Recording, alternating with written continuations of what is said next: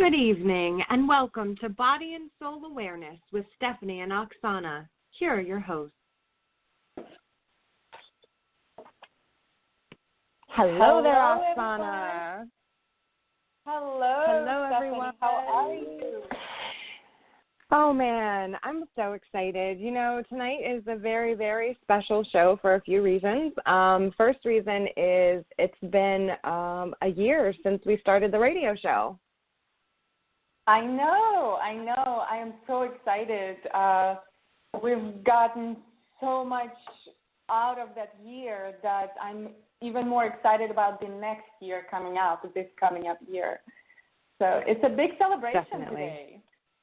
Yeah, it's going to be exciting. We have an amazing special guest. So let's go ahead and get right into the homework so we can get our special guest on the air. Yes. We spoke to Monica Coyote last time, and we decided that having time to relax and laugh is very important, and that was the homework. And I do that homework pretty much, laughing part, I do it all the time, more than I can probably do in a day. I take things much lighter nowadays than before. Everything seems to be sometimes a joke in the Matrix world.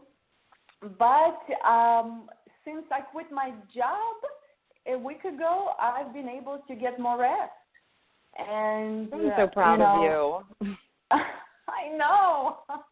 I've been dancing, singing, jumping around since I quit my job. That, like, it's the true step. You know it because there's your body tells you, your emotions tell you everything, and you knows that you are on the right path.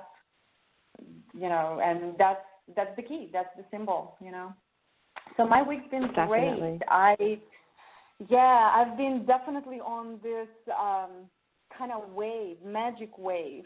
The minute I dropped the work, I starting to sense how much I've embodied this frequency of integration, frequency of creation, and I am totally looking forward to bring it in my classes for everyone to get connected with themselves and get on that wave.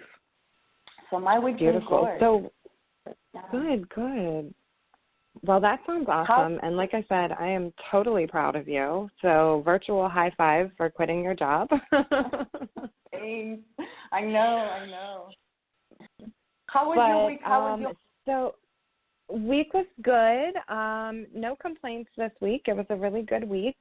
As far as the homework is concerned, it's funny because I've done, like, the last 4 years of my life have been relaxing. So I didn't really do too much relaxing. I was actually doing a lot of focusing and getting things together for the second phase of the total body detox that I told you I've been working on. So I did a lot of that. So I didn't relax, but I was very, very focused and motivated to kind of get things done. So I think for me that was good, even though it was kind of going against the homework. And then when it comes to laughing, I have an amazing 17-month-old little boy, and I laugh like every day. He does something to make me burst out into laughter because he's just so amazing, and watching him grow and develop and experience is just such a joyous thing for me. So I think that part of the homework I definitely got down. I know. Kai is amazing, and plus I'm so excited for him being our new generation and moving forward with a different approach to life. Definitely. I love it. Yeah. Oh, yeah. Cool. Wonderful. Awesome. Yeah, so tell me a little bit about what's going on with your business. Well, oh my God, busy like a bee. Well, as you know, my business, Body Energy Awareness and Movement, it targets physical and emotional issues through movement, and ultimately taking people to that point of integration of their whole being. So because I know, nutrition and movement and emotional state of being all contributes to that full integrated state of being. So my business has been really concentrating on my course number 1, which is evolution of oneself through breathing, feeling, connecting, and moving. That course I am crossing my fingers to complete by the end of this next month before I move to Los Angeles, to California. I really would love to finish it up and have it available for people to utilize ASAP. My second course is going to concentrate more on space and emptiness, how to move through space, how to utilize space and energy within that, how to expand it and at the same time ground and protect your own energy. So I'm totally excited to work on that one, but that is still to come. So I shouldn't, I should pace myself because I tend to get excited about all kinds of ideas, but I have to focus on practical steps of the development of it. So, and in my course, my first course that I'm hoping to roll out in a month, I have 11 classes, including the introduction class, initiation introduction class, that is kind of summarizes a little bit of everything together. It's open body mindful movement class, and it'll help people to improve their existing condition on the masculine skeletal levels, and then will teach them to reconnect to their body with focus, energy, intention, so they can unblock those stagnant energy within the body that actually is created by emotional trauma or potentially physical trauma. Right. So, and then that same course will recharge, reboot their energy body, and pretty much cleanse and bring in the new, fresh, positive frequency energy that will come with different thought patterns and different frequency. And in that class, we also connect with the heart. I'll take people through a guided meditation. I have a few types as of right now, and they will connect to their heart, and they'll start really talking to the heart and not ignoring it. But that's my main one introduction class, and then I have 11 classes. Let me just briefly go through them so people that are listening, they can really grab onto it and see if that resonates with them, because I think it's going to be amazing. The first class is Feel Your Body. So I am taking people from existing to living. They will start learning how to feel again. We'll connect to every part of our body one at a time. We'll start understanding what feels right in our body and what doesn't feel right. We'll know when the energy is suppressed in the body and when it needs to be released. Because a lot of times, majority of the time, we, on the level of our brain, we understand something is not healthy, something is not right. But until we release that pattern, that energy pattern from our body, we'll continue looping around it, coming back and being dragged into that state of being that probably continuously not benefiting your health and your creation, your abundance in life, everything. So we'll start reconnecting with our body and knowing how it feels when it's in the proper place for your health and well-being, and when it's not in the proper. Then my second class is going to be so awesome. I love this one. It's Healing Dance, and it's reconnecting to your own energy through a natural movement. So people will just move their body following me, because the music that I'm picking is very precise, and movements are going to be natural. So your body will be telling you what to do, what it needs, what is a challenge in the body. And this way you'll start trusting yourself. You start trusting your body, and you'll start really become one integrated being and really not depending on anything else. You'll know when your body is in an unhealthy state, and you'll know what to do about it. The third class I have is actually yoga ball stretching. I always utilize it. I think it's amazing on your bones. There's lack of pressure that is created in comparison to when we actually stretch on the floor. So I have a very creative way to utilize the yoga ball for all kinds of expansion of the energy internally, stretching, and that would really benefit. Then another class I have more of an energy work, mindful movement meditation class, which will connect us to energy even deeper. Then another class, it's more about meditation. I will take people through a meditation, guided meditation, and they will connect to themselves even more. Also, I have a few classes that are targeting relaxation, when you can relax yourself from head to toe. Then utilize your brain, awaken your brain, because the brain is our servant, not the other way around. It needs to serve us here to accomplish what we need. Then I have also digestive system healing class. Then we'll learn how to sense music and sense emotions within our body and release it. And also another class I have is infinite movement and rotation. It's going to be strictly physical, where people will really understand why continuous rotation of your joints really, really helps and opens up for healing. So that's kind of a summary of what I have prepared already for everyone to enjoy in about a month. And I'm excited about all kinds of webinars and everything that I have set up. So, yeah, that's me, Steph. That's awesome. What I've been working on. Yeah, my goodness, it sounds like you've been busy. Maybe it's a good thing you quit your job. You needed time. Oh, gosh. Anyways, yes. So let's okay, get so about you. What's up? Well, let's go ahead and get our special guest on. We can chat about me later.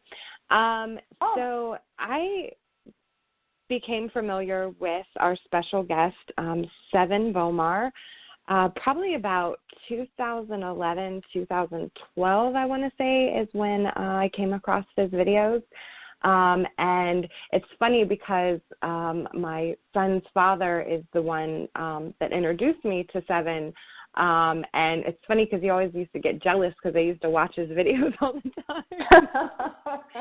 I know, it was so funny. How cute. I know, it's funny. But so anyways, it's just amazing because at the time in my life when I was introduced to his teachings, his videos, I was in a place kind of, I don't really want to say fear, but I felt kind of stuck because I was kind of aware that there was stuff going on around us that wasn't good, all like the conspiracy theory things and they're poisoning us with their food things and all the different kind of, I don't know, negative things going on in the world around us. And I was at a place where I was like, okay, there's all this negative stuff, but what do I do? Like, where do I go? What do I do? Like, I need answers on, like, how to make things better and not just focus on all the bad stuff happening. And so I came across Sevan. I was, and again, introduced to him from my son's father, and I found his first video, and I just watched, and I learned, and I feel like I grew so much through that. So let me go ahead and give him a formal introduction before we get him on. This week's special guest is Sevan Bomar. Sevan is a widely known spiritual teacher committed to the universal transformation of humanity and involution for all beings.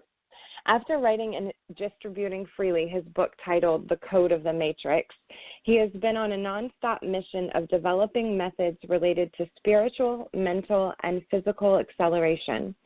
Sevan is a motivational speaker, inventor, and innovator.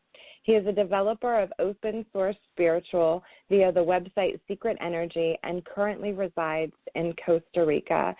And I'm very, very honored to be welcoming on Sevan to our show.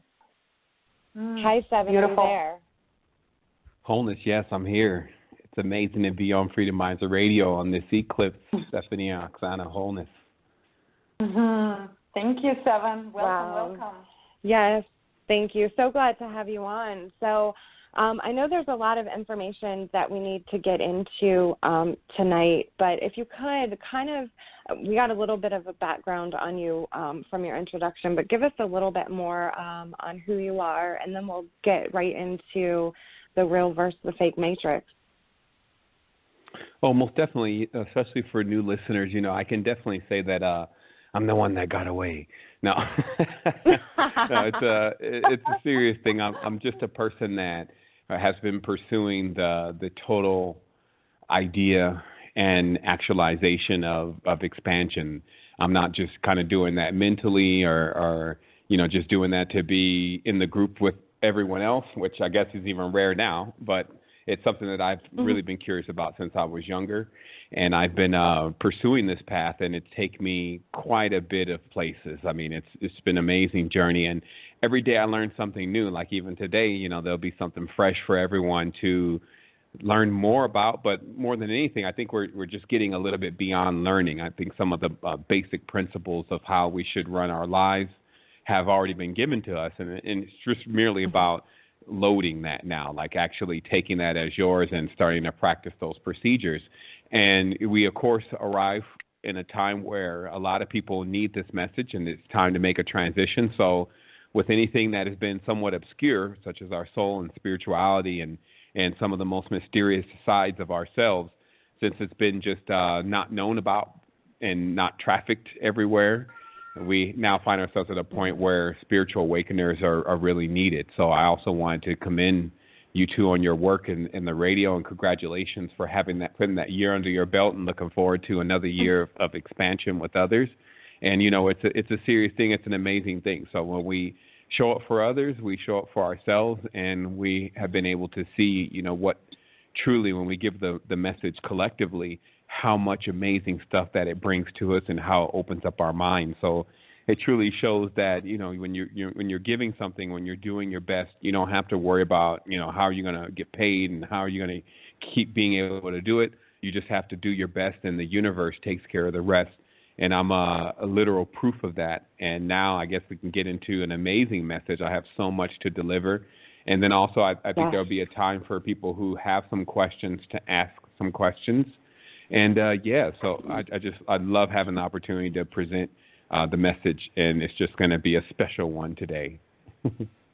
Yay, I'm so excited. I can't wait. I can't wait. Let's go ahead and get right into it. What do you have for us? Well, actually, first, let me let everybody know we're going to do things a little bit different than we usually do. We're going to have a special question and answer session toward the end just so we can get the message without any interruptions. So at 7:30, we're going to start taking questions. So now let's go ahead and just let Sevan give us all the information that you have for us. We're ready. Give it to us. Okay, great. And then also, if you hear anything, I'll put some spaces in between what I'm presenting, because we're all going to have aha moments. And it is a collective build. I just want to let everyone know that's listening. Everyone contributes their energy to this, even the people that are going to listen in the future. And we're definitely co-creators. We're bringing something together. We're playing a symphony. We're playing an orchestra together. And then now it's time, for more than anything, this idea of waking up has a lot to do with just what's going to move you to action, what's going to, when you release yourself from the conversation today, really get you to start seeing the best that you can be and start following the clues and hints that you already have around you to accelerate to your next level. And I will tell anyone that's already reached elated state, wait until you see where you truly can go, because there's no limit to it. And this leaves us all in a position to listen and to refine ourselves further and further as we go through this process. And that's the same thing that I'm doing. All I'm doing is I'm on the path truly, and I'm delivering the information that I'm being guided to by myself, which is, all of us, when we realize what's going on. And then I'm just coming out of this voice box with English and explaining it. And I guess on that note, one of the things that I will say is, my message, especially these days, it steers a lot into mastering things like time and gravity, hyperdimensional aspects of things. And the interesting part about it is sometimes the reason why that's a little bit difficult for others to process is because we're using a linear language. Like we're literally using a language that runs in one direction. Like from the time you write onto the piece of paper, the first letter, and then the time you put that period, it's going in a specific direction and it's going in a straight line, and that's what's called linear. And when we start discussing limitless, when we start discussing mastery over time, those kind of things are actually non-linear. So you can see how that would lead to some confusion, sometimes some paradoxes and hypocritical statements. So I will say to everyone to not hang on to every word, but allow the knowledge to permeate into your all-knowing side, because that's always there, always will be there. And a lot of this stuff will just click that way. So I guess another one of the things that I know I wanted to get into the matrix, and the difference between the real matrix and the fake matrix. But before I kind of dive into it that way, because it can be so rough just trying to set one from the other, it's really about, just getting into certain concepts and asking ourselves just in a methodical process, okay, if you believe in this, then it means you believe in this. So one of those things I'm introducing is the speed of sound. So obviously we have some kind of understanding of the speed of sound, because when we breach that speed, then we get a sonic boom. You can obviously go to endless YouTube videos of Air Force aircraft and those kind of craft that move very fast, breaking the speed of sound. But we never ask ourselves, what is the speed of time, since we're actually in this whole matrix that trying to measure in every single thing that we come across. And so when we ask what is the speed of time, we generally won't get an answer from anyone, but surely there is one. And that leads us to the question that if somehow we break the speed of time, will that mean that we become unaffected by time, infinite? And so it comes out that if let's say we're going to travel 10 million miles, and we maybe take an A10 Thunderbird or something really fast, maybe a Bugatti, and we start driving, it's still going to take us some time before we actually get there. But if we know our destination and we're in the dream, then we can get there immediately. So this means that we are equipped with a part of our consciousness. I won't even say body, because it's so much more than what we've limited bodies to. But if we use that part of the consciousness, then we can break the sound barrier, the time barrier, and every other barrier. And it comes out that when we use words, that's actually what words are for. The words are actually to create barriers. What they do is when we speak words based on the validity and the definition of those words and the meanings of those words from those around us, we begin to erect on what some would call the astral plane. We begin to erect an actual, what I'll say is a geometric field of manifestation. And when we begin to do that in using words, we actually start to create and we start to form and fashion the reality that we're going to be walking into. So lately what I've been studying, and it's kind of been on like just so fitting, is I've been studying dreams, like really heavy. I kind of got off of it for a while because the dreams were getting a little wild and they were starting to blend into the reality. I didn't have anything that I really could take as a firm definition of what I was seeing, so I just decided I'm going to turn it off. But just recently I decided that a certain sequence of things had me turn it on again, a sequence of dreams. And it had me thinking some practical stuff, like, how some people could say they have this kind of power and they have this kind of ability. And then it's kind of left for the person who's either listening to that or reading about that to either agree and trust, or to maybe go and meet the person and see if they really have it. But the truth is that the power and the ability that we all have is that to dream. I haven't yet met one person that doesn't dream or hasn't dreamed before. And because it's so magical and so mystical within itself, I always would question, hey, why are we just blowing by the dream and not really digging into it a little bit deeper to see what it truly is? And I answered that question when I started trying to figure out what it was, with just practical knowledge that was on the internet, even metaphysical knowledge, spiritual knowledge. I was able to basically think of dreams as just the title spirituality in itself, also because you can't pin it down. You can't nail it down. And, well, that's what I thought. So what happened recently was I realized, if you listen to my earlier recordings, I talked about how what I was doing in the dream when I was younger is I was grabbing things in the dream, and then I was waking up into this reality, And those things were appearing maybe like 2 weeks later, so there was some kind of time lag. And it would also appear with something crazy happening with how I would receive it. So an example of that was I had this dream of this bike that I really liked. And then I grabbed the bike and I opened my eyes like I would normally do. And then 2 weeks later, I had the bike. But unfortunately, I crashed on that bike, and I have 8 stitches on my chin for that bike. And now that I'm realizing that, maybe there was some kind of weird butterfly effect already going on then, because I had the knowledge that what we all can do and what we all been doing is we've been pulling things out of our dreams and bringing them into this reality. And the more convinced we are, the more we can control the dream and what we're experiencing in the dream, the higher the probability that what we're attempting to manifest will actually manifest in the physical reality. So this studying on dreaming, and I'll kind of do some name dropping here really briefly, but there's a gentleman by the name of Sergio Magana, who I've been posting a few videos on, and he's kind of come out with some information about the Toltec secrets about dreaming and how they looked at dreaming and what they utilized dreaming for. And he's come up with some information such as the dream body being 4 times stronger than the physical body, that the rooms that you enter in when you're dreaming, generally most people enter into more of a netherworld kind of room where they're seeing things of the past, they're seeing dead people, they're seeing that kind of thing, and you can progress further. Mm-hmm.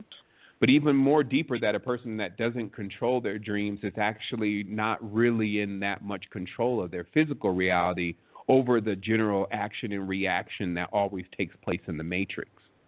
And in this case, the matrix to me is sound in every tense, because if I'm laying there and I got my eyes closed and I start to hear a sound, before I can even think about what I want to do, already there becomes a processing from my sensory system that says, hey, what is that? Is it big? Are you in danger? And this is just when you pick up sounds. You try to identify where that sound is coming from, and then that starts automatically. It starts quicker than your mind can even start thinking. So this means that when we start talking about places like all-knowing and the zone, which take what you would see in extreme levels of meditation, it actually really requires that you turn down your sensory system almost completely, if you can, in order to have a really deep breakthrough. So it turns out with that alone, one can start to realize that the senses, as we're calling them, are what just give us awareness in this reality. So when we say awareness, like a lot of times people attach that to consciousness. When we say awareness, that means to people that they're getting more awake. And in awake, indeed, they are. But it's really more of awake, like how much of yourself can you bring into this very moment? And only in serious situations, like let's say during danger, we find ourselves so hyper acute and pinged, I call it, that all your awareness is in that moment. And that's actually what it means to be totally aware. Total awareness sometimes occurs when a person's in extreme fear. So this would also mean that if you were looking to possibly exit this reality, since that's the way to ultimately be here, then you would be able to achieve some kind of extreme relaxation in order to melt between the pores and the reality and get out of this room, if you may, and be able to slide into another reality without there being any actions or reactions taking place, because after all, you're leaving no signature. And the interesting thing about this leaving no signature is very akin to what they would say in this time is destroying the ego, which I never could understand. I thought that I really needed the ego. I could ride the ego. And I had different ways of defending the ego because I was taking the interpretation the wrong way. And now I come to realize that what the ego is the limited idea of who you think you are. And the reason why, of course, you would want to lose something like that is because we have such a big idea of who we think we are, and this doesn't allow us to become who we truly are. It also allows, in many tenses, let's say if I concentrate my character so much and allow others to do that for me in this dimension, what happens is just that. Dimensions are sizes. Dimensions are weight. I become bigger. I become larger. And so when it's time for me to, like I said, melt into the other reality where I'm much more present and much more aware, I may have a hard time getting out because I've made myself so big here. So these are the kind of things that I started to not only come across in knowledge, but I was experiencing. And I say was because I've reached a level now that even though I'm able to get on this phone, talk, have a great time with everyone, I've come to realize that it doesn't actually take much to process. It doesn't take much energy, if you may, to process our experience in this reality right now. And I come across this by my 100 and something trip into the power plants, which I was on power plants for a while, just piercing the veil and seeing what it had behind it. And after 100 and something times, when I finally learned that maybe I should just relax, I come into a point where I started to really get into the realm of realizing that if we, for some reason, take a moment to theorize what a spirit is, and even what a soul is, and what it could be possibly made out of, we can automatically start visualizing something at least below the atomic and nano scale. And so this means that if we had a little piece of salt that small, if we couldn't even taste it, if we had a little piece of pheromone or scent that small, we couldn't even smell it because we just don't have our senses are not that acute, then it's highly possible then we wouldn't even know when our soul or spirit is going and coming. We just go into this assumption that the soul and the spirit is with us at all times. But I've come to find out that the spirit is so thin and made out of a matter that is so small that we don't know when it's going and coming. And some people say, hey, wait a minute. I have a spirit in me now. That's what's animating me. And this is where the confusion starts coming in. It actually doesn't take that much for your oversoul to process who it is that you are now. It's only when you truly step into the total grand self that you will come to a realization of that. So this becomes tricky because in our world, we process everything like, well, wait a minute, if anything else exists and it has a connection to me and I am it, then I would have an awareness of it. Maybe is what I would say. Maybe, because if for one moment we would just agree that maybe it's possible that who you are right now is less than a baby finger pinky fingernail of who you truly are. If we're willing to just give ourselves a bit of credit, then we would admit that, hey, maybe you're not actually who you truly can be, but maybe who you truly can be and who you truly are is leaving you a signal and leaving you a message. Now, this becomes very difficult to realize because it's literally like the reality works opposite to this. So if I tell you, okay, let's take, for instance, that your dream body, when you go to sleep, you're actually getting closer to the real world. This one's so many layers behind. There's so many cogs in the clock behind. You're getting closer to the real world because you're dropping a body. You're dropping the weight, what's also known as like the stone. Because if we think about ideas such as gravity, time, like this is who I'm head up against right now, the titans of the reality. When you finally boil off all your ego and realize that, okay, I guess this one's up to me. I'm getting older too, so I can't be playing around with everyone else. I need to figure out what's going on. And you start saying, well, look, I'm glad something will step in your oversoul saying, look, I'm glad you're with us now. Okay, so let me tell you what's happening. It's time and gravity. This is what you need to start focusing on and realizing that how time is created. Because then you'll start seeing that it's actually created off of your valuation of who you think you are. It's created off of your valuation of how important you think things are around you. Now, make no mistake, everything has its own level of importance, but how much of your currency are you spending on, or how much value are you giving everything around you, thus causing you to spend a certain amount of your currency that's never allowing you to either break even or, let's say, get to the wellspring of your consciousness and your spiritual potential. And so I found out, just like the senses, that everything was vying for our attention, that there were, in fact, other beings that, just as we ate water and just as we ate vegetables, ate anxiety and ate anger. And even there were beings that ate happiness. And that what I was attempting to do, since all of this entire reality consisted of that, whether I wanted it or not, it's not a good or bad thing. See, you can say when something's not good or bad when you can't control it. So if you can't control something, the best thing to do is come to a conclusion that it's neither good or bad. So that way you don't make an enemy that you can't stop, right? And so what happened to me is that I started to realize that the way to get in control of what I was experiencing was first to be able to become sober and become truly free.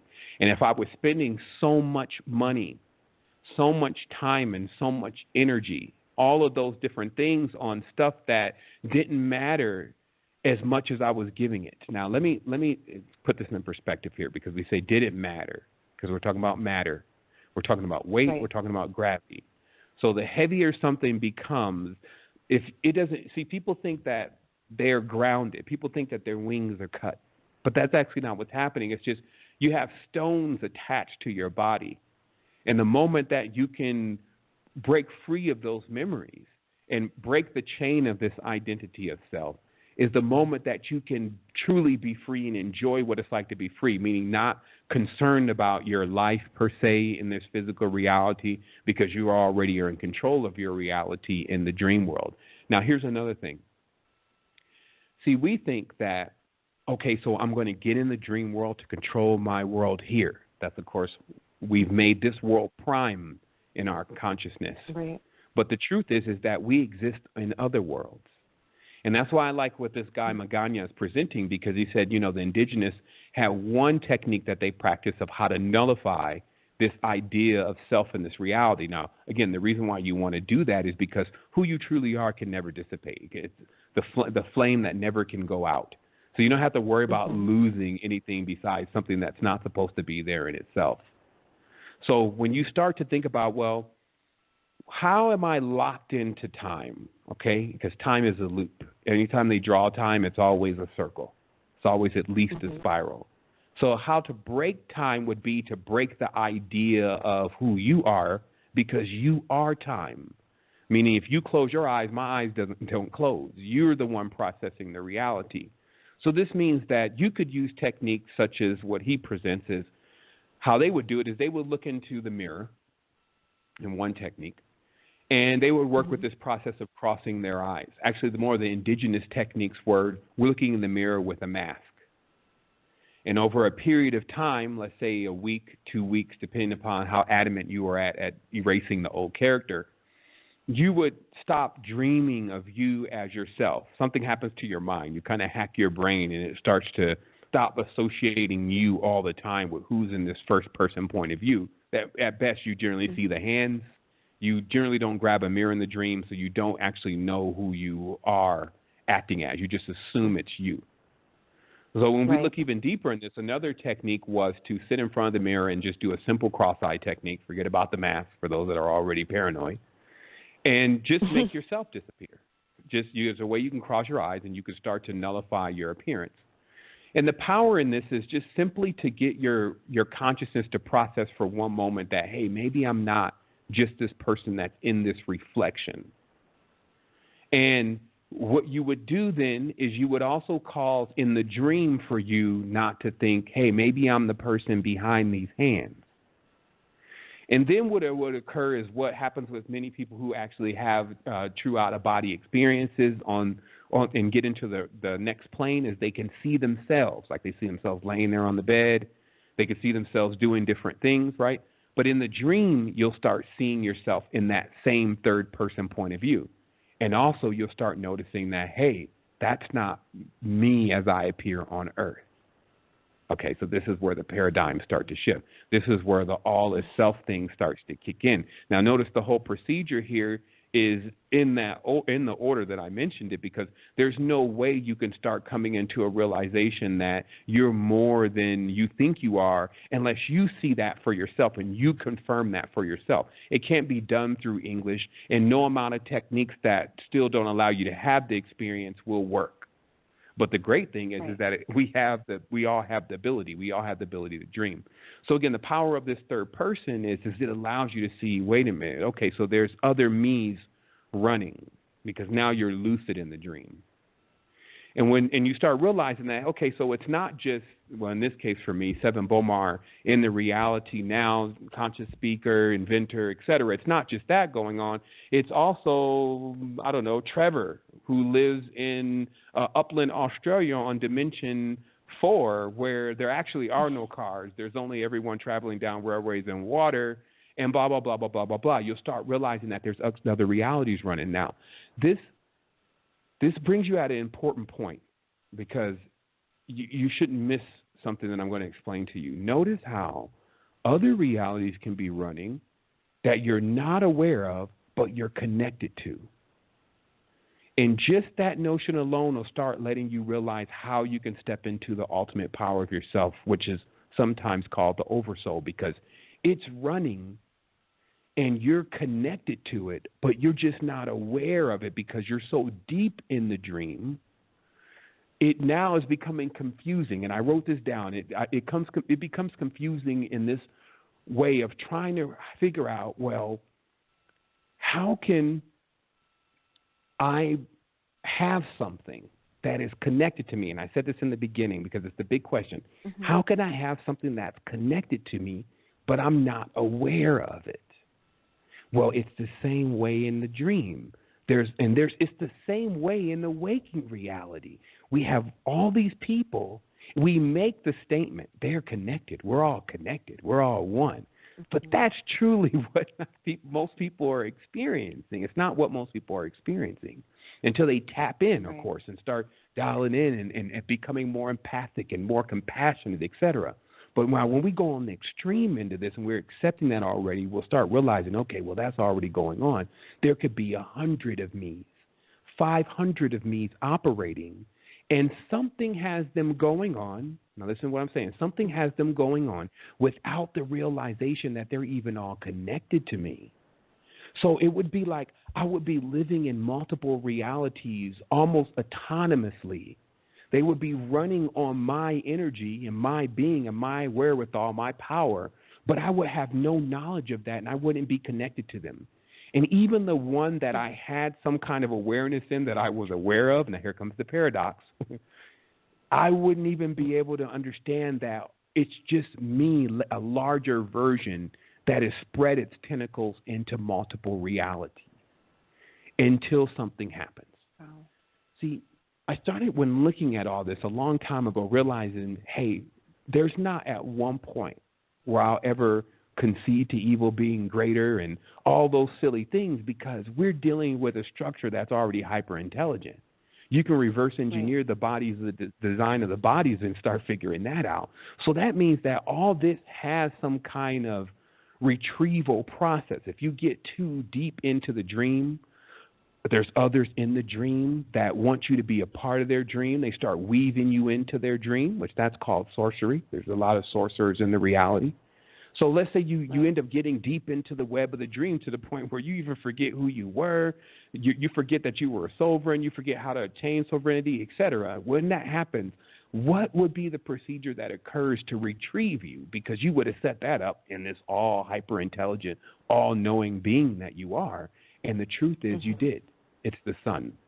So what this gentleman is presenting, which I bear witness to based on all of my studies, is that when we went through that 2012 process when everyone thought that the world was falling apart and moved to Ecuador because there's less earthquakes there, when that whole process came and went, a lot of people were like, see, another hoax. And this was because you had so many, let's say, New Age people trying to interpret ancient indigenous knowledge their way, so the lower mind trying to comprehend the higher mind, that when they saw earthquakes, they saw like destruction of the world. They didn't see it was going to be the destruction of a previous cycle where we lived completely external and only came into awareness by means externally, which is called the son of the light, to the sixth son, which is known as the son of darkness, where we would actually be pushed into a cycle of going back internal. Now, the interesting thing is when I say son of darkness, right away people are doing, the crazy music starts. Because notice how the just language in itself. So I'm supposed to look at, let's say, the sun, okay, as not only a small human male, but not only a human male, but a small human male. Okay, so that's the sun. So right away, there's a devaluation that works against you in this case, a devaluation to what these celestial bodies are actually here for. Because the celestial bodies are here since we're in dream time, where time is even a factor. The dream time is governed by the celestial bodies. So when we look at the sun, for instance, it has 26 phases before it makes a complete rotation. There's 26 letters in the English language. 26 times 2 is 52. 26 times 2 is 52. Excuse me, I'm getting I've been dealing with numbers all day. I know somebody's like, he did it again. Because, numbers make you numb. Do I need to pull my calculator? Oh, no. I actually got mine open right here just to make sure I do it properly. Because, see, numbers make you numb. I got off of numbers, but they become a great reference point for explaining to people how the matrix itself is actually wired based on numbers. So we got 26 letters in the English language. 26 times 2 equals 52. We have 52 cards in the tarot deck and 52 weeks in the year. And then, so what you're basically looking at is you're looking at a number sequence that's actually used within every single thing that's around us. But the same number sequence is actually not Gregorian. It's actually Toltec. It's just the festivities and different things that are celebrated on these major holidays, let's say, are all been now Easter or let's say angelicized, right? But this ancient system was actually recounting mainly the movements of the sun. And that's why they're saying, hey, this is a solar calendar. But the reason why these people were recounting the movements of the sun, because there would be a time, which we experienced after we crossed over 2012, where we would go into another cycle. And this cycle becomes known as the dark sun, or the son of darkness. And the reason is because the most obscure, sometimes scariest, side of consciousness that we know the least about is ourselves. So the darkness then is actually that internal part of self that all the mechanics right now are still hazy to us. Like, okay, so, dreams, how do I do that? How do I handle that? Okay, so time travel, how do I handle that? So things that, let's say, were priority before Nintendo, PlayStation, iPhone 4 came along are now so obscure. And this is another thing to realize about the external sun, or the sun of light. Again, neither one of these are bad or good. But what it is the time for everything external. So God becomes external. And more importantly, healing becomes external. Because the true use for all of what we're experiencing as spirituality, what people were always looking for that allowed them to crack into time and how to break time and the true meaning of life, etc., was actually just all rolled under the title as healing. So when we need to go through a process of healing, if we're in an external or sun of light, then we'll get that externally. So we have all these external medicines. But now, since this new sun is coming in, it's the sun of darkness and more internal, we're now learning how to heal ourselves internally. And a big part of this is actually about going into the dream and even being able to pull back, like you would see in some level of hypnosis, but it's very powerful. Being able to pull back when times happen that are not times that have left you whole. Being able to go back to the time where you may have sustained a certain injury and being able to retrieve your energy from that scenario and to cut that dream and to reseed that dream with something that will allow you to blossom.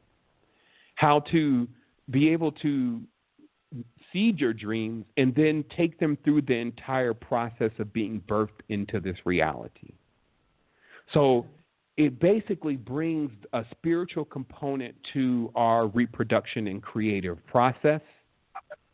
It reorientates us back to ourselves, because I always liken this process of when you're coming out into, let's say, these light dimensions, you're coiling out further and further out of your shell.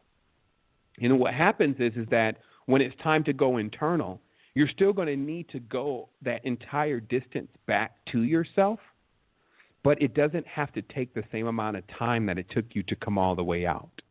It's going to take the same amount of energy. So if we want to collapse this whole type of, this whole time, gravity, energy phenomena that we're experiencing in these dream-like matrices, what we would do is we would get into the dream world where we're able to move faster than the speed of time. We would start getting on our journey there, which they call the warrior's path. You would go on your journeys there and have your experiences there, and there's techniques lined up with this. Like, I'm not just saying, hey, you should go do this, you should go do this. Check out Sergio Magaña's work. He's got plenty of techniques to how to bring this about. But what you're doing is you're getting back in control of the most powerful and the most mystical side of who you are. And to me, the more people do that, the more people like me can continuously give in this reality without having to nullify. Let's say, for instance, meaning when I teach people their first step to how to help others, the first step is to not expect anything in return. Because if you're expecting something to occur in the reality or for that person or whatever, you're automatically starting off on a really, really strange footing. And this is very difficult because we will believe that if we came here to assist people, that we actually shouldn't face any resistance to us actually wanting to assist people. But actually, it's quite the contrary. And so these are so what we want to do is we want to figure out ways to begin to change the world. That meaning the world that we're all sharing collectively, begin to change the world so that we can begin expressing ourselves together with each other in the ways that we can truly express ourselves. And let me explain that. Even right now, because there's so many possessions, right? This is just a world of pettiness and division and dividing things. As long as you can keep cutting it in half, people can keep measuring it. So the thing is that with that kind of reality, let's say if I'm connecting to someone, hello, how are you? Okay, so I'm doing that through language. Oh, very rudimentary, very caveman-like. So the next level of that kind of connection is literally entwining of the being, okay? And that's what they say, that the path is stretched out right now to every being on this reality will come to a point of realizing that they're everything. So when we can think about, well, how long would that actually take? We're like, okay, this is going to take 50,000 years. It's going to take 100,000 years for everyone here to realize that they're all the same thing, right? But the truth is that, well, if that's how long it takes, that's the whole goal of this reality. So how you can actually speed up that process is by you becoming aware of how you connect with everything. But the issue could be when you try to connect with something if it doesn't actually receive you, okay? And how I figured out how you can fix this process, because, see, this comes from when, let's say, for instance, you have this person you really, really care about, and you've been trying to get them onto the right path, and then you're starting to realize that it's just counterproductive also for your spiritual experience. And now you've had to let them go. And while this saddens you, you still are able to do it because you become more adept about your energy, and then you're not as naive anymore to believe that the person's actually going to change. Now, even though you've been able to psychologically explain to yourself why you're doing what you're doing, still feelings are in play and emotions are in play. And those feelings and emotions are still inside, and they still bring pain. And this is why if we even have dreams about that person and dreams about that scenario, it brings a lot of pain and wishful thinking to how we wish things had occurred. But when you get into the real dreaming phase, you actually see that person again purely as they truly are. It's their oversoul. It's everything that you expected them to be. So this means that in the physical reality, if you have judged a person based on that little small pinky finger version of how much they truly are in this reality, and then when they've done something crazy, you've cut them off, you've actually symbolically done something that's not even possible. So you've hacked. Because, first of all, you can't cut yourself off from anybody because you're connected to everyone. But that also doesn't mean that you have to get with those people and be around them in the physical reality, because they're only a fraction of who they truly are in the first place. They're just, until they recover themselves fully, they're just a shard or a piece of who they are. So that would explain their behavior then.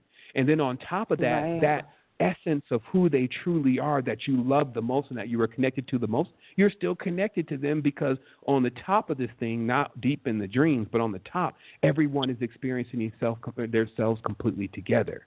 And so that's healing. Now, that's verbal. That's just explaining. Like, I had that dream, and that dream was extremely healing for me. And I saw people that I had said, hey, you know what, this is just counterproductive. Keep continuing to link up with them in the reality. It's like I'm linking up with Agent Smith every time. I'm not going to leave myself open for that anymore. I love them, and I have compassion for them, but that also means that I'm letting them go. And I went on, and to me, I was able to do it, but it wasn't like I didn't really care for that person and have feelings for that person. So you see how just coming into the realization once again of what a dream can show you. Hey, there's another space where you're always going to be connected. You don't got to worry about connecting with them there. And in fact, if you really want to talk to them, quote unquote, maybe you should talk to them in here. Don't talk to that half sleep one or almost all the way sleep one down there that's not even going to be able to comprehend who you are. You're like waking up somebody from amnesia. Like, look, I'm your loved one. I am you. And they're like, what? Who? Man, get out of my house. And that's kind of the behavior we're dealing with here. So this kind of explains everything. Now, here's another key. How dimensions are created. When I started to really look into mysticism, and I started also going on these journeys, peeking my head into the back room, I started noticing an alarming amount of geometric structures that I started realizing were actually the building blocks of how this reality was created. And another one of my friends that was on that same journey started seeing the unpacking of words when you're saying them. We were that high up there. So what happened is that I started coming to the realization with collecting all this knowledge that when we talk about, let's say, the Big Bang or the first sound, what we're talking about is we're talking about the process that when started, it just keeps morphing into other things. They call that the Fibonacci sequence. They call that phi. Mm-hmm. There's many things that they just start exponentially growing upon each other. Mitosis, how cells grow. So all that same idea that they're showing you in that picture of how one thing begets another is the Pandora box-like dream world reality that we're living in now, where literally anything is possible when you start looking at what's going on.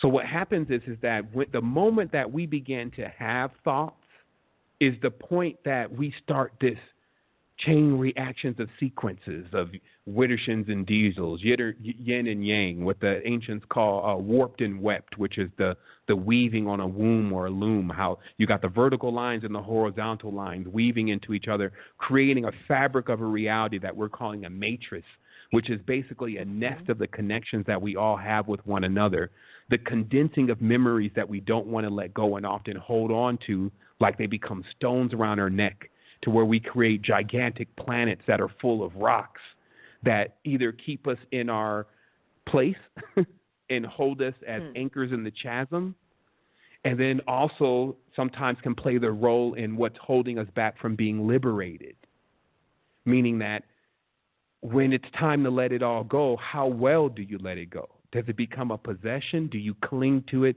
Do you not want to leave and thus time becomes a factor?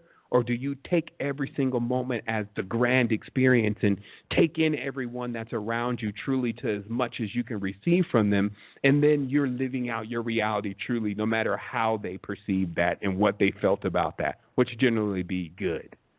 So this is what I'm talking about. I'm talking about moving out of the realm of, the program thought. Remember what I said, and this is an important thing because we're at a certain state of awareness, but we're not fully aware. Only the person with no ego will admit that to themselves. And because of that, it also means that, once again, it doesn't take a lot of energy at all to process who you are here. So if you waste a lot of energy here, give a lot of energy away in angriness and anxiety and things that you feel important, that you could still do without actually even thinking about it. See, the basketball player that's shooting the ball and hitting it every single time, he's not thinking about, there's the ball, here's the tennis shoes, I got my good tennis shoes on today, the floor is semi-slick. He's not doing that kind of thinking, or else it's going to brick every time. The person who's playing the instrument is not saying, wow, there's a lot of people in this hall today. They're all coming to see me. All right, I got my new strings in. Or what I say is a better skateboard doesn't make a better skater. So we have to start realizing that what's happened in this reality, and that's why I like what you were presenting earlier, is that what we get a chance to do is we get a chance to relax. Because the more relaxed you are, the less you're tapping into those senses that we think are so important. And then the more we can get away from using those, then we can tap into these quote-unquote higher senses. And so this is the big key to things now, especially, and I'm sure we'll come to a lot of aid of those that are listening, and it's because it's high time for us to get off the slippery slope of words. Notice how everyone has a different definition for the same words now. So this can get confusing. It's almost like walking over a minefield of words when I'm talking to people, because most of them just look for the combat point, because words, this English language is a dualistic language, so it's always time to battle. On guard, right? And so what happens with this whole thing, though, is that when we start giving value to the words, right, this is why people that speak big words supposedly become more valuable in the matrix. And then things that are really complicated, they have like high levels of medicine, like when you go work at Merck and Pfizer, when you get that kind of doctorate, the words are bigger, right? And supposedly bigger words mean more intelligence, right? But actually bigger words mean bigger worlds, right? And then bigger worlds mean bigger stones, bigger rocks, more weight. And this is why a person that has all that knowledge, I mean, it's just so difficult. It's so difficult for them to begin to process that maybe they are not completely aware of who they truly are. You see how the whole it locks you in, just like I was saying with the mirror. You get up every day. First of all, it takes only 22, 23 days to form a habit, right? So I got 38 years of jumping up and looking at this in the mirror. And with that, how convinced am I that I'm this person? Very convinced.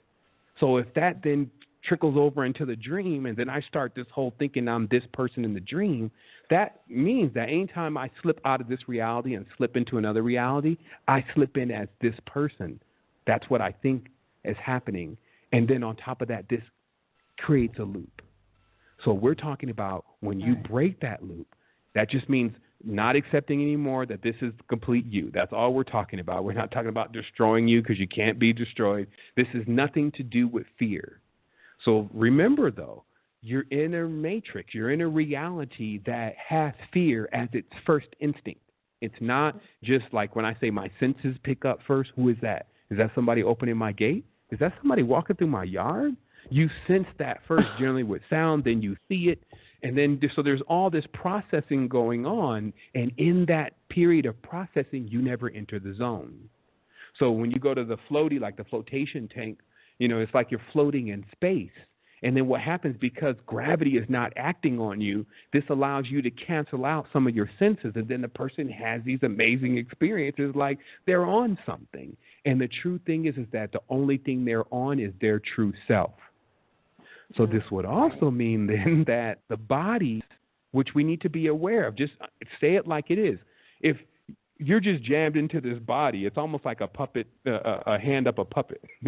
And now you got to perceive the body. You got to perceive your entire reality through a straw of 5 holes. And this is to start imagining that that's all you truly are, and that's what this is all really about, would lead to psychosis. Hence, the problem that we may be dealing with in the reality right now. And this is why we have solutions. We do. The solutions existed before the problem. And so that's when in this first segment, what I have to say about this, it's a good time to, you know, just elaborate on more of the things that were presented. And, you know, my mathematical blunders and errors are simply because, hey, at the end of the day, you have to ask yourself, does it really matter? There's a lot of stuff. That's what I was talking about, the devaluation process is flat earth. Does it really matter? God is whoever, Pharaoh, Imhotep, who cares? Does it really matter? Because when you start cutting through all of your theories and things that you're processing that are taking so much energy, and just say, well, it doesn't really matter. If I changed it one way or another, what's going to change about me? Then we start realizing, hey, this is where all the energy leaks are. And if I would just retrieve myself from the reality, it's like, you know, you got to talk down somebody who's committing suicide. That's literally what's going on. People are doing so much thinking. They're standing on this ledge of thought. And then they're trying to solve this riddle for themselves, right, which is called the personal riddle. And they're trying to solve this riddle with more questions, right? That's why the Riddler on Batman just has all these question marks all over, right? So then you get this weird statement about yourself, like what's blue and what's green never sits down but always stands up. It's black and blue, shines in the day, but is dark at night. I don't know me. I mean, yeah, you got it. So the thing is that we can get these huge enigmas that we paint for ourselves in this reality. And then when we come to try to answer it, it's like, oh, my goodness, who's going to answer that question? And we keep cooking them up further and further for ourselves. And the truth is how you answer all riddles is to go into the all-knowing. This is the benefit of not thinking that everything can be accomplished through thought. This is the benefit of not thinking at all because you're not using the limited sensory system anymore. And then you're able to tap right into the true vein of limitless non-linear power, which is actually where you truly are. And then you would start connecting with yourself, which is everything. And, of course, when you can connect with everything, especially the stuff that you lost that you don't even know you lost, that would be like the greatest feeling ever. So this is what I look forward to because this is what I've experienced. This is what I continue to experience and will continue to experience because there's actually no end to it. And as I make my journey, see, I'm not saying that we should never come back to matrices again because I have the total definition of what a matrix is. But what I'm saying is that, remember, you're inside of a matrix with other dream masters. So they wouldn't, okay, rewind. See, in the Western culture, there was kind of one instrumental creature over the dreams that just pretty much destroyed it for anyone who was watching that stuff, Freddy Krueger. So notice how there's this extreme agenda to manipulate and control the dreams of children to put phantoms in the dream. Now, it's not just that, though. It doesn't just have to be scary dreams. Every Hollywood movie has so much stuff in it that you generally don't see in the reality. There's no place for that stuff to truly offload again or be regurgitated except for in the dream world. So then when you have Thor in your dream and it's the guy that plays Thor and you got all this stuff going on in the dream, what this means is that you're going to have a hard time controlling your own energy field, right? Person dreaming of Michael Jackson, they with Mike. Now, I'm not saying Michael Jackson's dreams are not great to have, but I'm just saying, you got dreams that you're entwined with all these different people, but can you control yourself? And so this is, I believe a challenge that is being presented to all of us. It's something that when you go through the techniques, you'll see it's very easy to actually gain control of your dream. It doesn't take some device that you're putting on your face and it wakes you up to dreams. And this is what I tell people about supplements, okay? They are just that. And, we have tons of supplements. We have things that help people. But each person needs to realize the first key component is you. The supplements are to expand the journey, to give more possibilities in the journey, but they are not what's going to cause the journey. In addition to that, they call it a path because it's more than one step. So this means the whole idea of the genie in the bottle where you're going to do this one thing. Okay, I'm going to control the dream. And then that's going to be the end-all, finish-all. I would have to tell you, don't look for an end because there isn't one. And it's the sheer idea of scarcity, which is created first through time, then through energy. Oh, their oil's running out. All these things are running out. The time, your age, you're getting older. So all those ideas of getting less and less and less of something has us wanting to possess this moment, has us wanting to see how much we can accumulate, like Smeagol with the ring, mine. And the truth is that actually it's when we let it go. See, have you ever seen someone put their fist in a jar to pull something out and they grab as much as they can of it, but they can't get their hand out? And then they just refuse to let whatever it is go so they can get their hand out, and then they lose use of their hand? This is what it's kind of like in this reality. It's like you can be talking to a person because, remember, it's upside down and flipped inside out. That's a mirror and a tesseract. And these are, of course, two very, very occult symbols. The tesseract, which is basically the gateway to the fourth dimension, is how you get in and out of the body. It's the visual representation, what they call the 8 cell. It unfolds as a cross. So this is the knowledge. The knowledge in itself is it just rolls upon itself when it's true. And then when it's not true, it just calls a bunch of riddles and questions and stigmas, and we never end up getting over it. And I guess that's the end of what I was going to say here is that the truth is that in the created world, if you're looking to know everything, that's how it's like everything about spirituality now. It's just how much you can know, right? Right. But the truth is that there's never any end to the knowledge. There's always going to be more of the stories. Like, we're creating the story now. So how long is it going to take for me to recount 6 billion years of a story? Well, shoot, at least more than 72 years, which is my whole life. And that story is still running right now. And then also with how you see Phi, it keeps creating more and more things, and they're all look unique, but they're all coming from the same source. So this means that it's very simple. In the physical reality works on division, right? So this means that the more we divide it, let's take a piece of paper. We cut the paper in half. What do you have there? Now cut that in half. What do you have there? Now cut that in half. Now keep doing that. Is there always going to be a piece of paper there? Yes. As long as you got something to cut it and something to see it, it'll always be there. So there'll always be something there. So this is what it would be like trying to think your way into the all-knowing.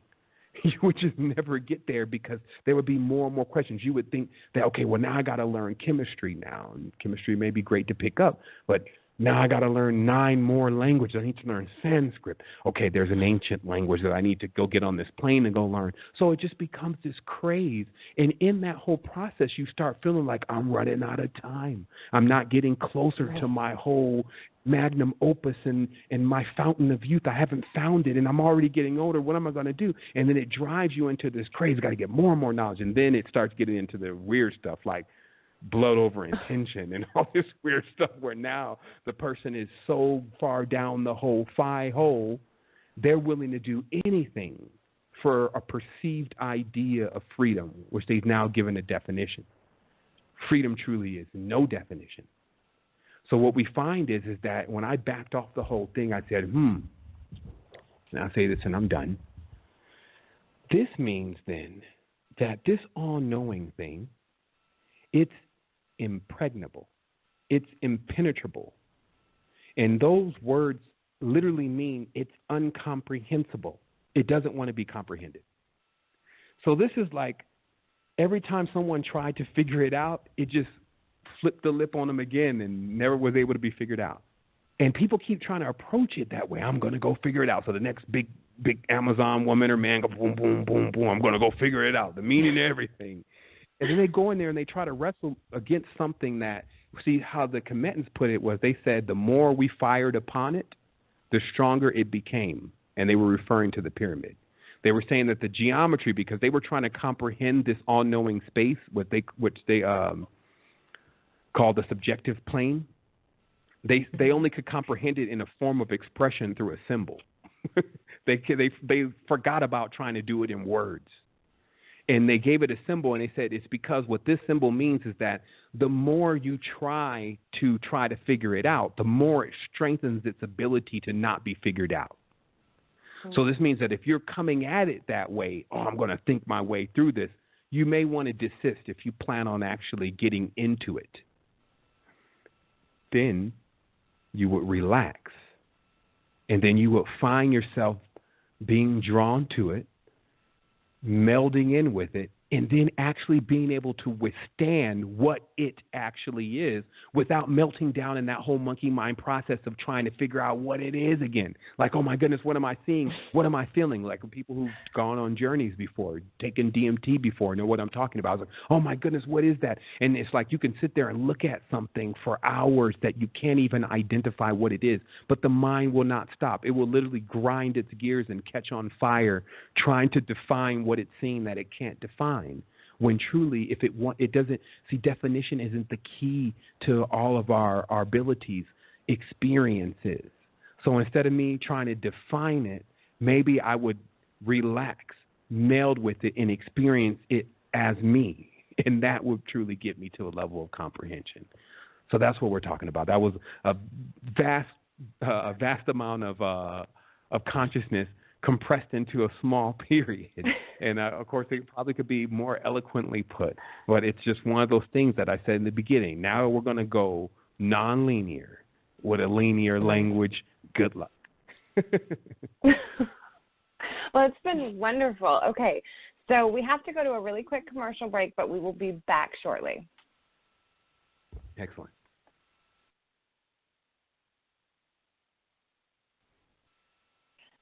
All right, everyone, we are back on the air live with our special guest this week, Sevan Bomar. Sevan, you there? Yeah. Wonderful. All right, so we have about 10 more minutes before our question and answer session. So I wanted to see if maybe you could touch a little bit more on the real matrix and what that actually is. Most definitely. You know, I guess to comprehend the real matrix, you have to understand the fake matrix. And obviously the fake matrix is what many are experiencing around them every day. And just to kind of summarize it, since there's only 10 minutes, obviously in the world there is geometry. There is different actions and reactions, such as what we see on the periodic table. There's the ecosystem. There's all these phylums and genuses and kingdoms of animals. And all this order, if you may, has a methodical process to it. You can witness sequences. You can even cause phenomena to occur based on the things that you learn within it. And so that's what I call the real matrix. And what the fake matrix is it's an emulation of those same kind of principles and those same kind of that same kind of structure, but it often puts, I would say, man-made or human-made components in the place of where nature had created something. And I'll give people an example of this. So in the real matrix, obviously there's an extreme relationship between silicon and carbon. If you notice on the periodic table, silicon and carbon are actually in the same row with each other. And that means, if you missed Chemistry 101, that they actually are close in likeness to one another. And so if you looked at something like that, let's say those are laws, what I call laws or principles of light. And so when you look at something like that, you can also say, well, then does that mean that if I create something that is made out of silicon, that people that are carbon-based, which humans are called are carbon-based life forms, does that mean that carbon-based life forms will be attracted to those things? And the truth is yes. Like all the computers around us, the chips are made out of silicon, and then we are, of course, carbon life forms. And it's like you don't see anybody really these days without some kind of electronic device in their possession. And this is because there's a natural connection between silicon and carbon.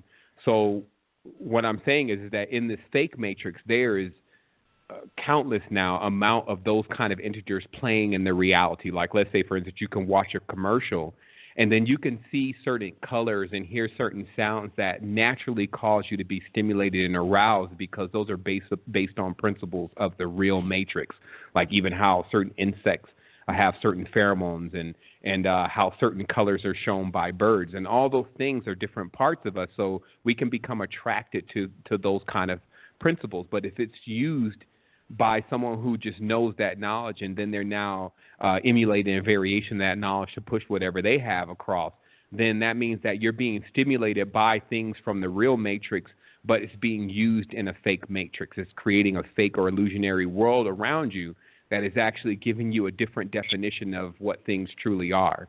And the only other point that I'd like to denote in elaborating on this, for those who want to know more about it, can check out my Mastering 2017 with Sevan Bomar recording. But I also point out the all-knowing space, because the real matrix, while that would be what we can say is Gaia, that would be what we would say is the entire organic structure of the planet, the crystals, etc., it is still processing itself. Like, as far as all-knowing doesn't require processing. The world is also division. It's there's birds, there's insects, there's all these different things that are in different variations. All-knowing is not any variations.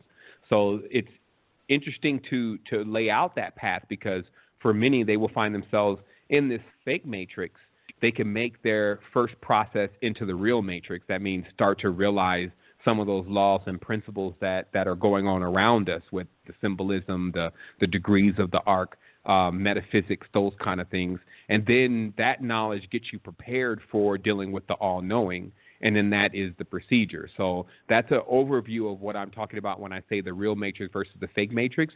And the interesting thing also is that because we each contain the power of projection, and there's becoming an extreme level of suggestion, meaning that if one person believes that something exists, or a group of people believe that something exists, and then they're able to do PR on that enough, whether it's a religion or whatever, then that starts to actually become more real or more solid. And this is just because we have this ability to create. So the more of us that that believe in something, the more that something, which they like to call eidolon or a thought or an idea, actually becomes animate. So this literally means that stuff can come out of nowhere based on our beliefs. And so if we're harnessed for our beliefs, like I said before, if you got other bodies running and you're not even aware of those bodies, then who's using them? Who's using the body? Who's using you, in many terms, right? So this is allowing us to take a deeper look at, hey, being adept means me being a parent, not a child in this reality. It means me being an adult. And I would have to take that position because, quite frankly, there's an abuse of children going on in the reality, and we see that every single day with how our youth are being handled. But even more so than that, there's also grown folks that are still in a childlike mindset because they're dealing with a surrogate parent. The surrogate parent means the king and queen are supposed to be standing in as your elders and your chiefs.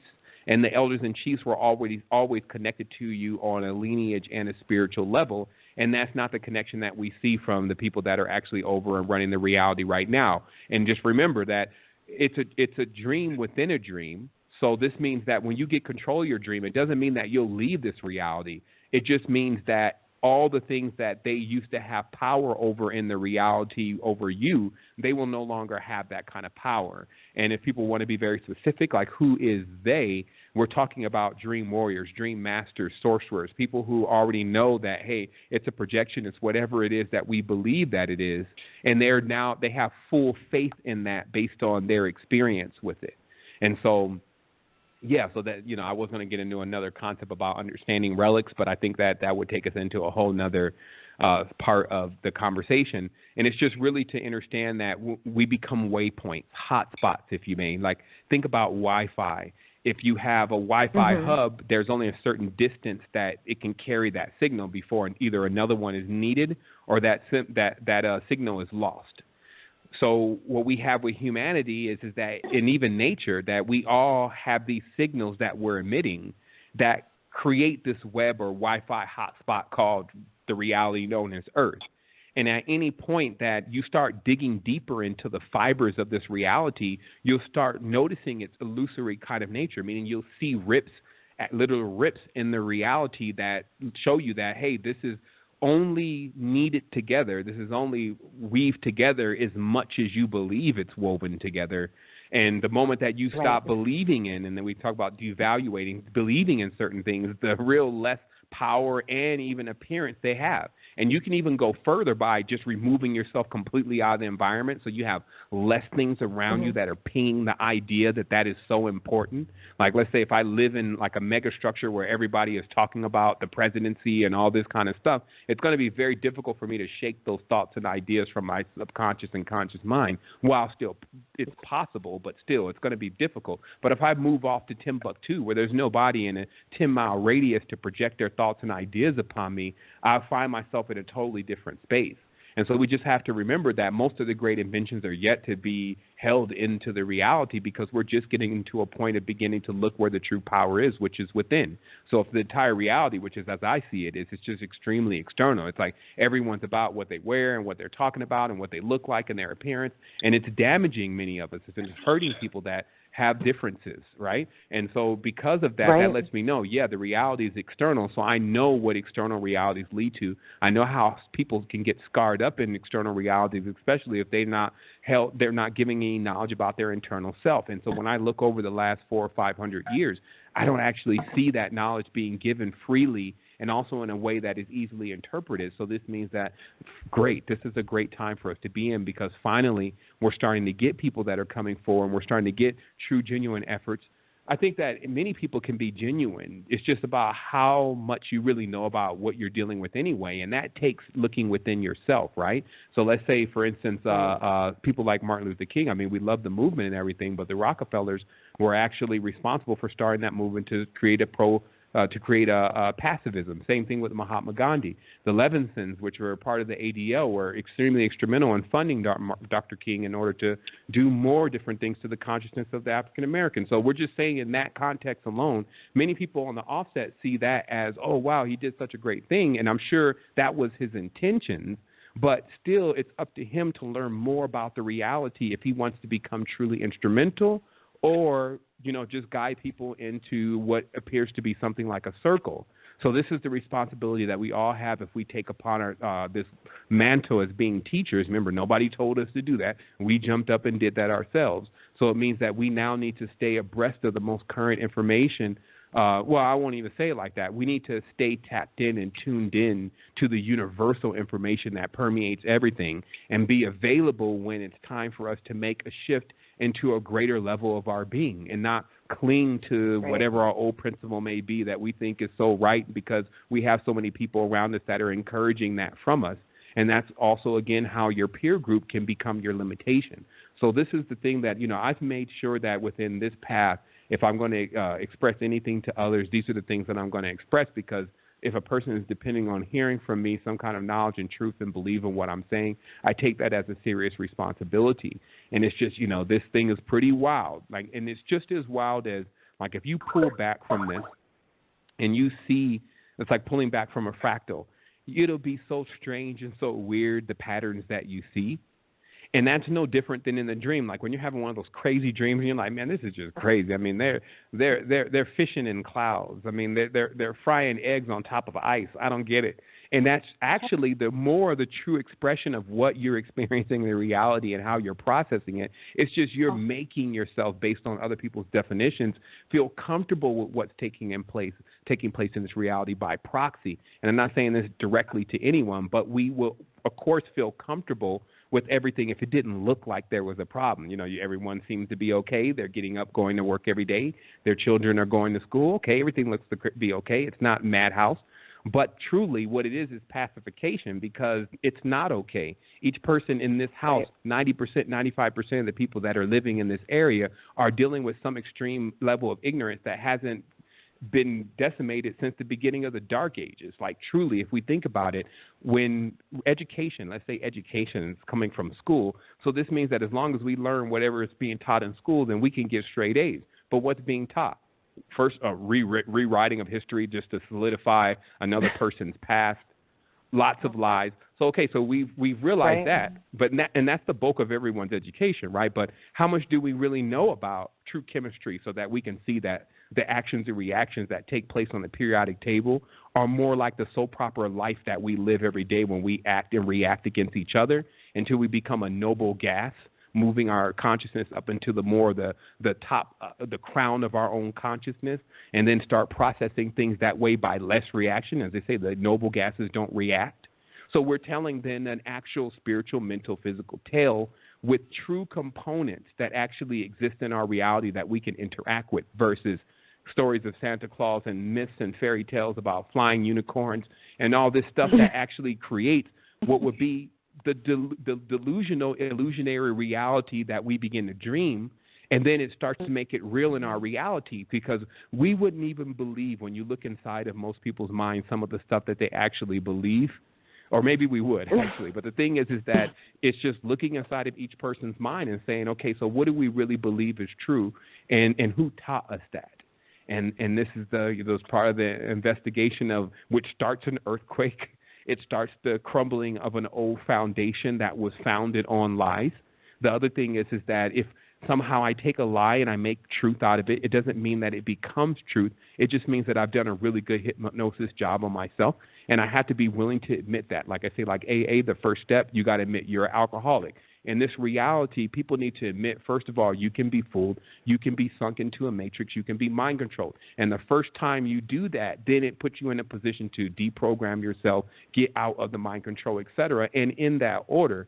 Because, if a person is not coming into awareness about what's happening, like saying things like, oh, yeah, the controllers, they're just dumb. This would be like underestimating a very viable foe. It's better to admit that they pulled a fast one over not only your face, but also possibly your grandparents' face, and possibly even one of your angels or whoever's face. And then, and they're still moving down the line. It's better to admit that maybe they are aware of certain things that we need to admit first that, hey, maybe I need that knowledge. And I'm just telling people that knowledge is your dream. They control things from the dream. So I was seeing all of this. Remember, like before I started getting now, and I have more details, especially with these Toltec books. But the thing is that I was seeing all this in the dream. Like I went lucid for a 2-year period on just the advent into Gnosticism and spirituality. So I was seeing a lot there, but I couldn't interpret what I was seeing. And this is what I find is interesting, because once we get into this program, once the programming starts, we do need to deprogram. And this is why we need each other, because like if I was just in still my pristine, all-knowing state, then I wouldn't need anything, because everything I would already have. But now I'm falling down this ladder into a dream world, so I may need someone to wake me up, leave a few clues, and tell me things that I knew not in order to become aware again, and that's okay. And so that's what I find, is the most powerful part of this experience is actually the process of waking up. And then what it's probably going to do is to give us a threshold of how deep we will plunge into the dream in the future. And, when we'll know that we're getting into a space to where it's going to become counterproductive for what we want as the experience, which I would say is counterproductive to our freedom and our sovereignty. When our dreams start to become traps for us, then it's gone too far. And we can say that. Like sometimes we're afraid to claim that power. It's like you can say when enough is enough. You can demand even the appearance of anything that's supposed to be in control of you, et cetera. But you have to demand that and you have to stand in that. And that's how it responds. So, again, a lot of this stuff has to do with, I guess loosely we use the word faith, basically how much you believe in what it is you truly are. And this is why it's easier to solidify that side of yourself more and more when you experience yourself in the dream world. Like notice how if you fall in the dream world, you feel the falling feeling in your stomach. You can even get drunk. You can take something in the dream world.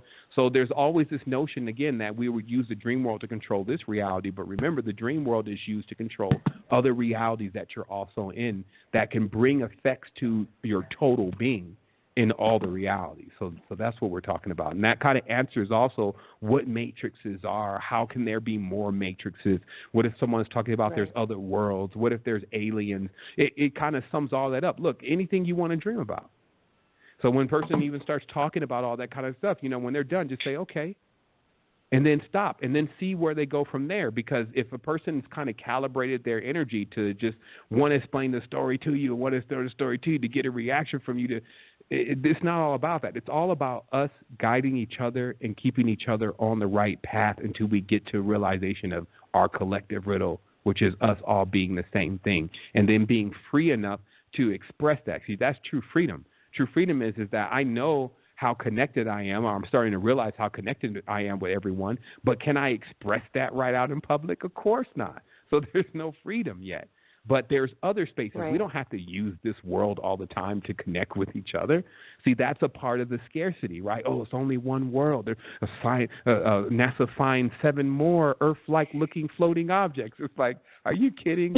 Come on. We can experience each other here, and it's only just that notion that there's one and there's not that many, and it's running out, and that's what we're getting away from now. Wow. Yeah.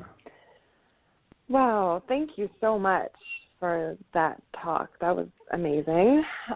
We do have to go to a really quick commercial break, and then we'll be back for questions and answers, okay? Awesome. All right, everyone, we are back on the air live with our special guest, Sevan Bomar. Now it's question and answer time. So quickly, I wanted to give everyone the call-in number. If you had any questions, the number is 347-324-3704, and you just want to dial 1 if you want to ask a question. But we do have some callers on the line, so I want to go ahead and get them on. Hello there. You're on the air live with Sevan Bomar. Hello? What's your question? Hello. Hi, my name is Svetlana. Hi, Sevan. I really enjoyed your presentation. What I wanted to ask is, do you have, can you share any concrete steps that I could take that would help me maneuver through the matrix? Sure. I mean, just so everyone understands, what I'm doing is I'm documenting once again, and I guess it could be documentation because I'm explaining it to people, but I'm documenting what I'm being encouraged to do on the spiritual path, and I'm really adamant about making sure that I really get to, just the truth in this. Like I'm doing that every single day, and I've been doing that nonstop for 7 years. So what you'll see if you've listened to any of my past recordings is there is a methodical process that I'm going through over and over again about working with your body, working with your mind, working with your spirit, first finding out, what part you're most vulnerable in, where you need the most assistance. So it's pretty difficult now to kind of compress all that knowledge into one conversation. But right now what we're discussing is, because a lot of healing needs to take place, is we're discussing how to go into getting your dream body back together, because I feel like that's more important right now. But I won't say that it's any more important than getting your diet together and many other pointers that others are giving.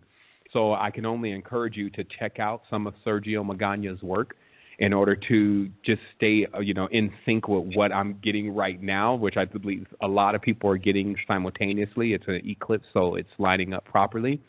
And then also what I've done is I've created the University, which is more of a step-by-step process because, of course, if you go to YouTube, you go to Facebook, there's tons of my information a lot in different places. And, sometimes people are trying to figure out, well, where's the first one? And the truth is that it's just so many of them, it's hard to say which one to start with. So we started the University so you have more or less a methodical process of understanding how we came into this information. And then you also have some illustrations of the things that are being mentioned because in many cases we need to see if we're talking about symbols, if we're talking about cymatics and those kind of things, you need to see those things in order to relate to them. So I would definitely say, as of now, check out, even on the website now, my YouTube page, Understanding, you will see some videos there that I just recently posted, and that's kind of like the best place to jump in because I always start discussing things like during this whole conversation we've discussed, okay, get this work, get in control of your dream, bring in those bodies because you need to be here now, as they're saying. And how do you do that? You pull all those yous in, but it's going to take some effort. You're going to need to make some intentions.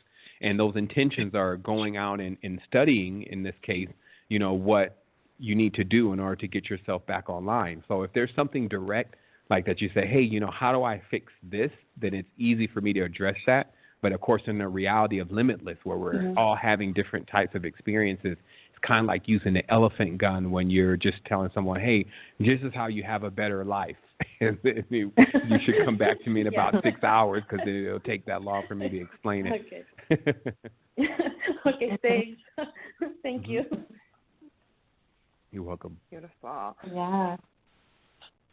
All right, let's go ahead and get our next caller on. Hi, you're on the air live with Sevan. What's your question? Hi.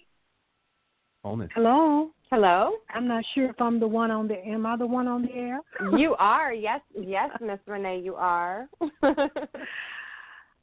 First of all, I would like to say thank you to you, Stephanie and Oksana, for bringing Sevan on the show. I mean, it has been an awesome show. And Sevan, hi. Hey, how are you doing?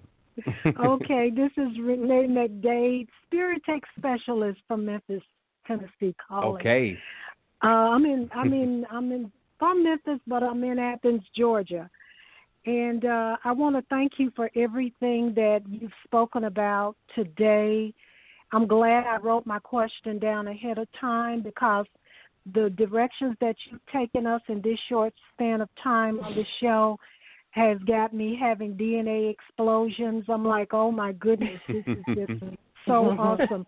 I thank you for everything. Yeah, I thank you for everything that you do, Sevan. And the dream space is where I've been for the last couple of weeks. So everything you're saying is so synchronistic. I had watched the movie Arrival.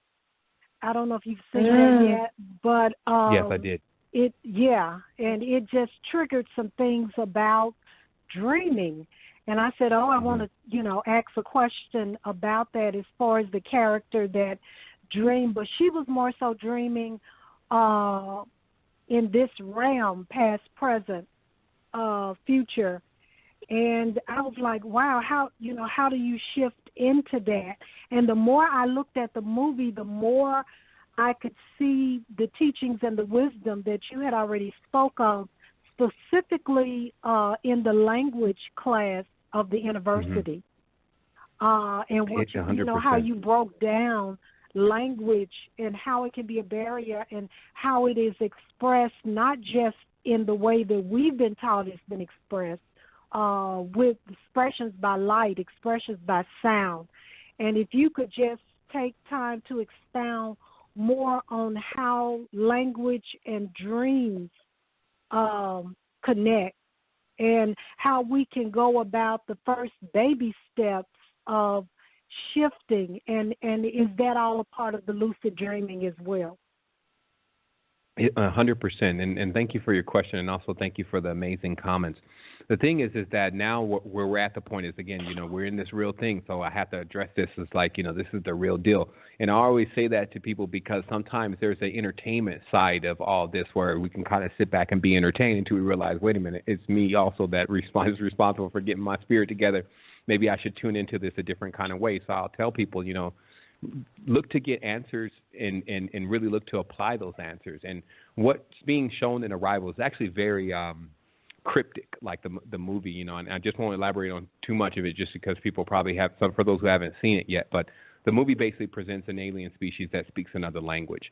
And this language is actually not a non-linear language. And you're correct. I've been talking about, just how language affects the consciousness and exactly how that would affect things on a bigger scale, just because we use English and we think in English and we dream in English. And what would happen if we started to dream in other languages and experience ourselves in other realities because we had a different framework, if you may. And so a big part of the movie actually is, that's why the heptapod, as they call it, has 7 fingers, because 7 is known as the number that can't be divided into 0, meaning so it can't be divided into the circle or it can't be divided into time, so it's outside of time. And then the language is nonlinear, hence that time is seen in linear, and this language is nonlinear. And what this all boils into is that it's even just our interaction with the reality. If we value too much of what's happening here and think that it's the only thing, which is our behavior at times, even things like, let's say, chairs, TVs, radios, all of these things start entering into our dream and start to become the construct that we begin to build in our dream. And I remember actually going into a lucid dream and making them remark once I came into a world like this that, hey, this must be one of the old worlds. They're still using cars. And I remember actually saying that within this lucid dream. And it's very interesting, again, because if we're using this linear, see, the thing is that also when I think of linear, I think still of a two directions in a straight line. English moves in one direction, so this even makes it this less than linear because it's written in one direction. It doesn't go back the other way. You don't read sentences backwards and get general normal comprehension from them, except for the playing stuff backwards kind of thing that people do sometimes. But what I'm saying is that we don't read things and immediately can turn it in the opposite direction and read it that way too. And, of course, that's brought up in the movie also where the lady's daughter's name is Hannah, so you can read the name forwards and backwards in the same way. And so this is, again, it's right on top of it, but it's also coming at a time where I would suppose, I got a couple emails about it, but really the world's in a state where it can at least understand this kind of stuff. So what it actually does is it puts that on another category inside of most people's minds like, yeah, that's Hollywood, that's fiction. So if they run across somebody that actually starts talking about that hey, the language is the limitation, becomes a limitation in our consciousness if we just embody ourselves completely and our expressions completely within this language. At least we got to play an instrument or something. And the person can say, oh, you got that from the movie Arrival, or you got that from Doctor Strange, or you got that from X-Men. So this is the disassociation that takes place. But for those who are awake and seeing this, notice how this works then. If we start to awake ourselves, then this means that everything starts coming to our aid even more and more, even the things that are supposedly diabolical. Like somebody asked me before about, well, this whole thing that's going on with Trump, I'm trying to figure out how you make statements like if we can learn how to power ourselves off of negative energy, then we would be infinitely strong because there's a lot of it in this reality. How can you make statements like that? And I said, and then how give us an example? And I said, well, it's because, like, let's say this whole Trump thing, people see that as very negative, but what I see it as is time to get my stuff together and become a sovereign completely because these fools have lost their mind. And I'll move more with speed in doing that because I will see that, hey, it's getting crazy out there. So once again, I've used something that would appear to be negative for everyone, and this is a light example, but as a way to empower myself and to push myself further into what I need to accomplish. So thus everything becomes fuel to pushing you further to get what you need to get accomplished. And then once that happens, then you, once again, back into that old Cometan statement, the more we fired upon them, the more that they kept strengthening themselves. So the same thing with us as human beings are, beyond human beings, which is what we truly are. We're not words or limitations, but the more that they keep trying to hold us into this, the more we start figuring out how it all works. And then the more we start realizing exactly how to eliminate, not so much as get out, because that's a tricky word, but eliminate the influence of that kind of predatory connections with things that, we clip those connections. And that's just how the indigenous put it. They cut those lines out of their fabric. They can go do what they want. You see, and that's the interesting thing. If a person wants to stay lost in the darkness and act all crazy, and they can do all of that. They can become cut out of your web entirely. And in fact, that's what you should be looking to do as far as your practices. Because as far as like including, let's say, for instance, that's why we highlighted the real matrix versus the fake matrix, because in the fake matrix, if you're this real being and you keep jumping in this fake matrix with these fake people, and they keep doing crazy things to you and then taking your energy and stealing your purse and busting your car tire and treating you wrong and all these different things, and you're like, namaste, and my heart's open, I'm just going to experience what the universe has for me. This doesn't make any sense, and it doesn't make any sense because, see, when you do that with the real matrix, it responds accordingly. You'll find food in different places. You find the sun shining over you and the rest of the place is rainy, or, you just find all this just instant reciprocation for those kind of genuine expressions. But when you're dealing with the real matrix, the fake matrix, they use that almost as a stage of vulnerability. So this is, again, telling the being, like some people may think that this is complicated, but wait until you see how many times we think in 1 minute. That's complicated. What's not complicated is starting to figure out how this thing really works and just abiding by those principles. And just like an elder saying, this is what I believe in and this is what I follow. Like, I don't, again, believe I need to know anything. All this stuff is just supplements to my experience. My experience is neither bad nor good. I'm processing this experience. I'm devaluating what happens in the past, just like I'm compressing it so that it doesn't become a weight for me. It doesn't hold me back. And then I'm able to fly into the next experience and truly open myself up without having these possessions of the past that have me acting strange. Like some people say, hey, you're coming in with baggage. So imagine us going into other planes and other experiences and then bringing the baggage from Earth. How could we ever have an experience that would be free of the things that we've learned, that we've grown out of? And then, again, the space to build all this, because, you can work on that in this reality and get yourself sober and get on some land, build a house. But that's a larger projection, right? It could take even 2 years, 3 years to actually build something. But in your dream, you can begin erecting that world right away. But first you need to take control. And, again, I recommend people go check out the work because there's pointers like how to do the eye technique, how to deal with the obsidian mirror, which absorbs, versus the reflecting mirror that you're always dealing with, how to heal yourself, how to get your name, because each person has a name that the mother of this system, if you may, this matrix, named us, just like the symbolic naming that our parents do, right? When they give you the name, there was a name that you were given when you entered here by a much greater force. Knowing that name is very instrumental in calling back different versions of yourself. Also realizing in synchronicity the true point that you came in on, which if you look at, let's say, a Mayan calendar, there's 3 interlacing discs. So you know the exact point that you appeared on, so you know what actions to take to break the chain. And so this kind of a very acute knowledge, again, is like, okay, this is the recovery program then. If you ever get stranded out there on one of these dimensions where everyone's measuring things, there's all these weights, there's all these times. When you are out there too far and you need to be retrieved, here's the knowledge of how to retrieve yourself. And that's I think that the most craziest science fiction movie doesn't even begin to capture what we're experiencing on the planet as of yet. Wow. Beautiful. Wow, yeah, I'm done. Wow, did that answer your question? And then some. Yeah, right? All right. Okay, cool. So let's see. Welcome. We're actually running a little bit low on time. So, Oksana, do you want to go ahead and ask the question that you had so we can get that in before we have to get off the air? Actually, I'm going to pass. I can ask so many questions, but overall, Sevan did amazing work, and I'm digesting everything. And I think Renee and Svetlana, contributed to what I had in mind as well. So I think at this point I'm going to pass, as much as I would love to just chat with you, Sevan. No, that's cool. We did have one question that I wanted to ask from online. RJ Heatherman asks, how does resonance frequency affect the body, like in a pyramid or other bioarchitecture sites? And how do you use that for your highest good? Okay, so let's take this word God, for instance.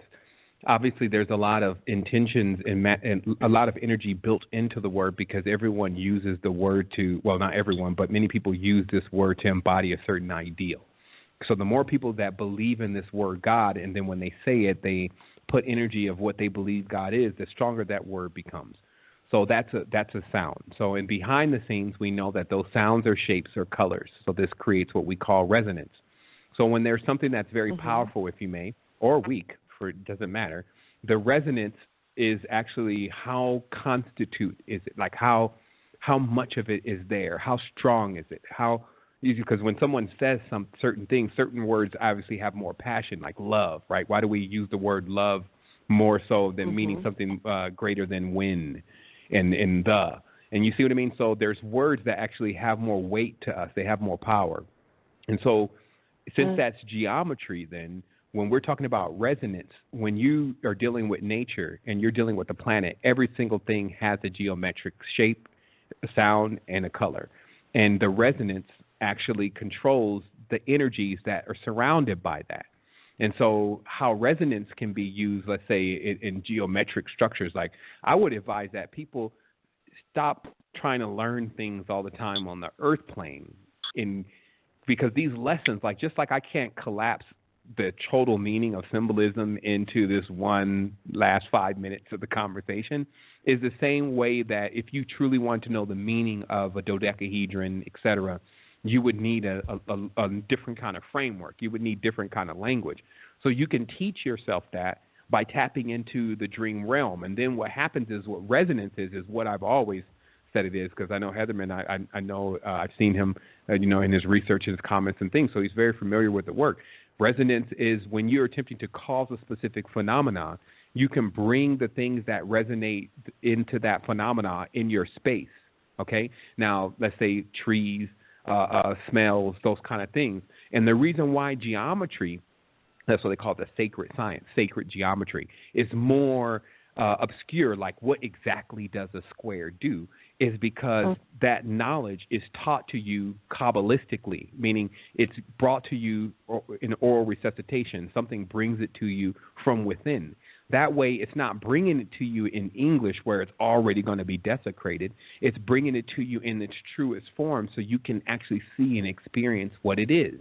And so the knowledge itself hasn't remained, let's say, sacred just to keep everyone out. What's meant is that you actually need to go in order to actually get that knowledge, because the only thing that a person can do in trying to explain it to you, especially in one-sided English, it's like one-eye Willie's language, you would only be to botch it up and to start getting it confused and get the paradoxes going in the hypocritical statements, see? So, use resonance when you're trying to attract things. It's also based on your intuition. You can experience something and say, how does this make me feel? And then last but not least, it's your faith in anything, because you don't actually have to have anything, but it's your faith in something. Many people store their faith in symbolism, like a talisman. If you fast for 12 days and construct a talisman of your own choosing, your own making, and you put your intention of that 12-day fast into that papyrus, it's going to hold the strength of your 12-day fast. This is the power that you have. So it's the same thing as with the symbolism. Is the symbolism is an expression of the ideal that those that believe in that symbol have given to it. So if you're not exactly a part of that club per se, or you don't even look at symbolism that way, you can never really embody the true essence of it. But what you can do is you can create your own variations. And so this is what I encourage people to do, is to find their individual resonance, which is like tuning, and then get your thing going on. And obviously, if you have any more questions for me, you can hit me up. I want to tell people to wholeness and balance and vibrations. It's an amazing time. This is the eclipse. It's happening. They can catch us at secretenergy.com. I wanted to say thank you so much to Freedomizer for bringing me in to translate this message. It's a little crude, a little rough around the edges. It's a lot to actually be explored, but it is done in the sense of, okay, I can relax into this. And then what's really being brought forth is something that I can already do. There's nothing that needs to be done except for you just tapping into yourself more. There's some information for you. Check out Sergio's work and what he has to say. I believe his message is very powerful and needed in this time, as all of our messages are. And I would urge us to just keep co-creating more things that allow us to connect with each other and reduce the level of division and confusion. And everyone is entitled to whatever they want to do. You don't have to necessarily weave it into your web, but it is a blanket that's covering us all. That's it. Beautiful. Sevan, thank you so much for spending your evening with us. It has been very beautiful, and I don't know about you, Oksana, but I'm just sitting here soaking up all of this information. Yeah, absolutely. Well, the greatest work goes on non-verbally. Yeah. Indeed, that's exactly what I was just thinking as you were speaking, because there was a point in my life where I stopped getting information and learning and just tapped in, and that's when magic started happening. So yeah, thank you so much. Oh, you're more than welcome. I'm just telling you what you already know. Do we have homework to very quickly give to everyone? Yes.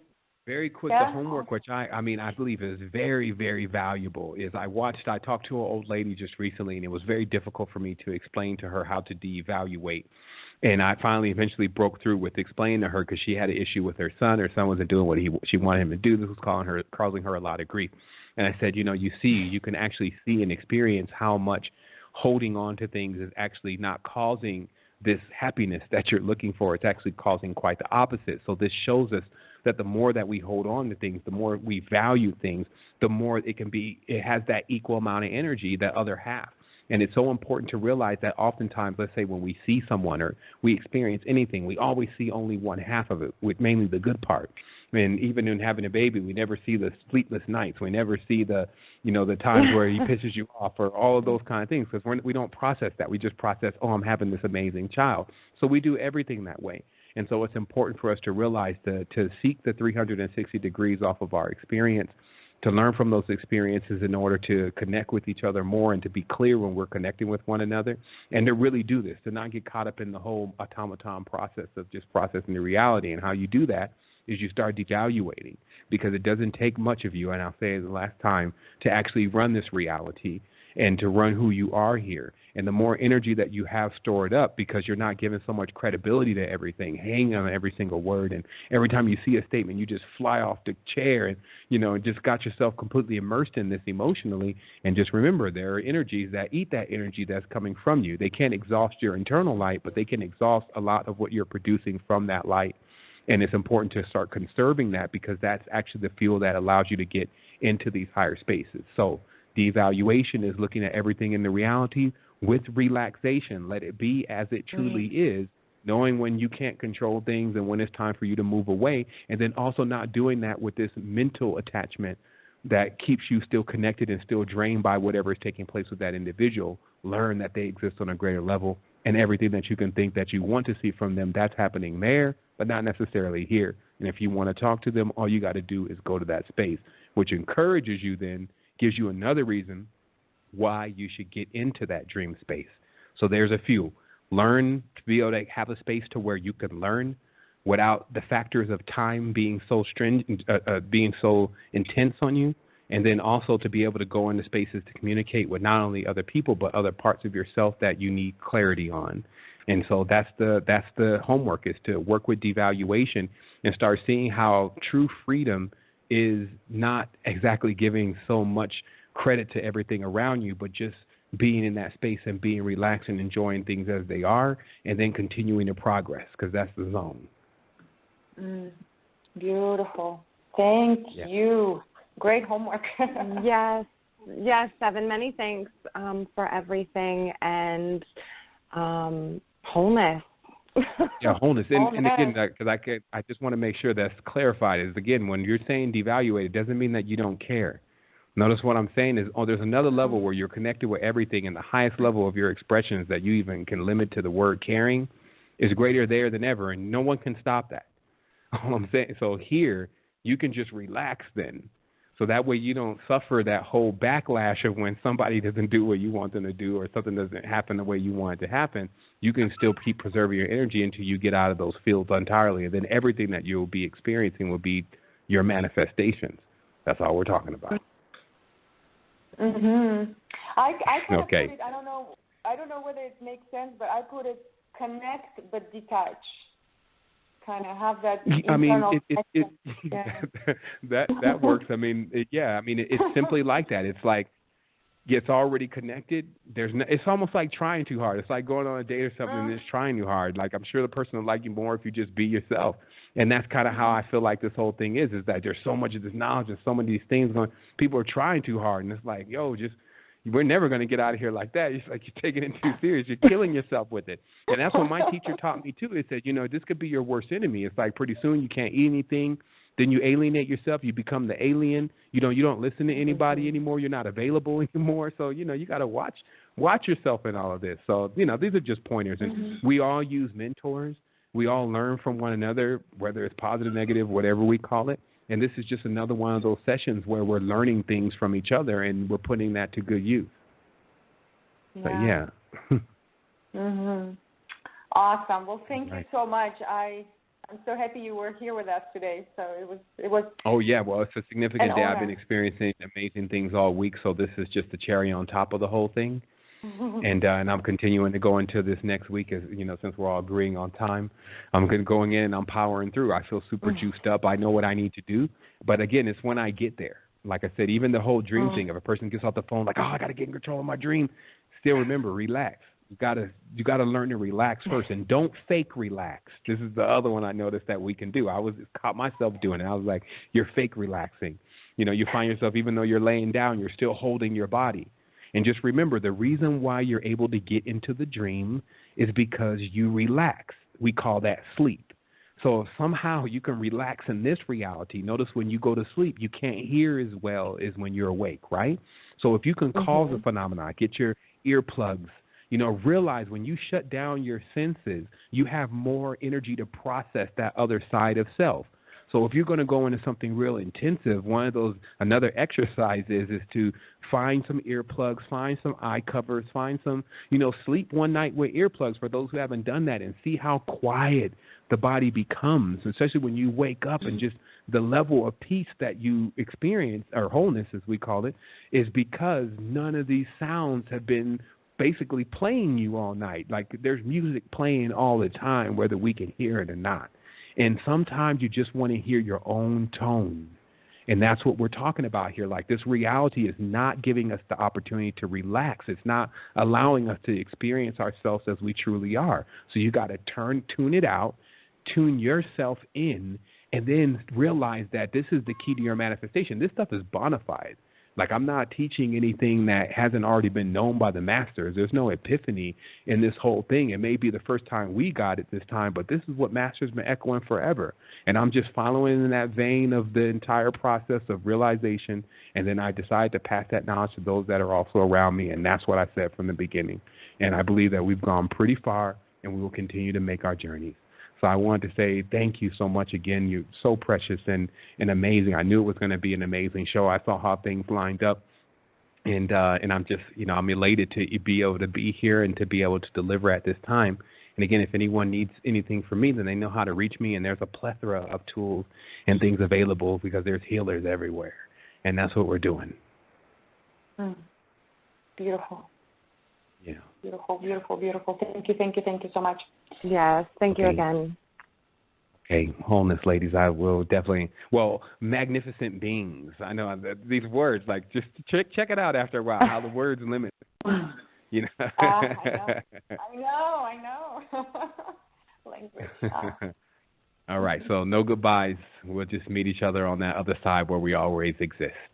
Wholeness. Beautiful. Wholeness. Okay. All right. What a wonderful show. Man, okay, so we did go a little bit over, but that's okay. So you can reach me if you'd like on my website, oksanaganchar.com, OXANAGONCHAR. My information is there. My email address, mind and body. I'm sorry, what is my email address? No, it's mind, body, and soul at oksanaganchar.com. Thank you. Right? And my You're yes, welcome. You got it. Thank you. And my phone number. You're welcome. Thank you. It's 202-930-2530. So that's my information. Please feel free to connect. I have so much coming out from my business, and if you have any questions about any guests or Sevan, I'm here. Yes. Beautiful. Yeah, so I do have a few things coming up. So like I mentioned before, the second phase of the Total Body Detox is up and running. I will be starting the whole program over on March 13th. Everything's going to start. It's going to be amazing. We're going to walk you through all about how your body works so you could feel good in your body again. And so you can remember what that's like, because most people don't. So if you're interested in that, you can check out my website. It's www.edensbalance.com. My Facebook page is facebook.com/edensbalance. And you can also email me at stephanie@edensbalance.com. And then my phone number is 571-572-2058. So if you have any questions about the radio show or about nutrition consulting or any of the things that we've discussed on the show, you can contact me as well. Beautiful. Beautiful. Oh, wait. Sorry. One last thing. Body and Soul Awareness Radio is our Facebook page, so check that out, like us, and let us know what you'd like to hear more of. Wonderful. Well, Stephanie, you have a fabulous Sunday evening. Please go for a walk on the beach if you can. Yes. And I will be seeing you in a month since I'm moving to Santa Monica, California. Wonderful. I can't wait. All right, everyone, have a great evening and an even better week ahead.